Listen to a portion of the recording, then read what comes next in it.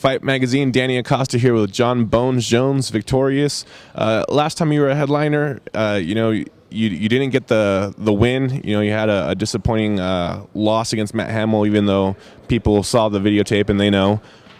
What is it like to get in here and smash Brandon Vera?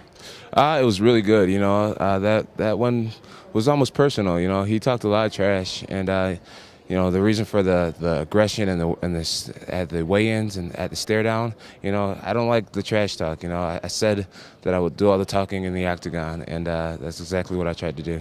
Your coach, Greg Jackson, is a very positive guy. You're like yourself. You seem very positive as well. Did the negativity really throw you off your game a little bit, and do you have to bring yourself back on track?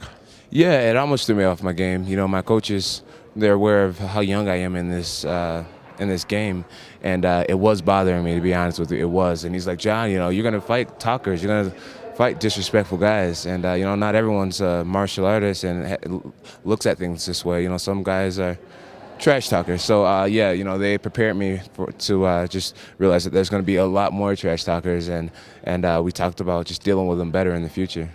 Do you feel like you're a superstar yet? No, I don't, man. I just once you start thinking about that type of stuff, that's when you get sidetracked and you start to get unfocused. I fight because I love it and it supports me and my family. But that whole superstar stuff, I can be a superstar when I retire. And can you talk about your kids? You know, you mentioned in the post-fight press conference, how much do they factor into this, and also the financial thing? You know, you're young, you have a lot of time in the sport, you're becoming a star, if not a star already. So does that factor into this for you? Well, my kids mean everything to me. You know, they're why I do this. You mentioned watching a lot of internet clips, and that's how you got your judo throw that opened up the fight. Do you need a judo coach, or are you looking for one? Well, they have judo classes at Cornell University on Monday, Wednesdays, and Fridays, and I've been there a few times. But a judo coach would be nice. It would be great. Judo coaches all over the world, take note, John Jones needs a coach. But I got to ask you, too, what do you pick up on the internet? You know, what are you looking for specifically, and what have you used in the octagon?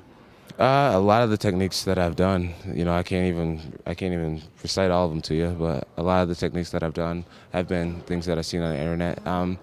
For example, like I would watch K1 matches leading up to this Brandon Vera fight, just to see what kickboxing really is on that level, you know. So it's just like, okay, K1, both of these guys have conditioned shins. They're kicking each other real hard. They're checking kicks and retaliating. You know, they're giving combination after combination. And to bathe yourself in that type of fighting, and then getting an MMA stand-up match is completely different speed. So I try to prepare myself mentally to be ready for real kickboxing, you know, because that's what I thought Brandon Vera was going to bring to me, real kickboxing. So I was mentally already ready for that level of kickboxing. If you could describe your fighting style in one word, how would you describe it? I would describe it as like water, you know. You know, I can do a little bit of everything, and I have a lot of pride in that. You know, you can't really call me a jiu-jitsu fighter or judo or Greco or taekwondo or Muay Thai or boxer. You know, I try to do a little bit of everything in every fight.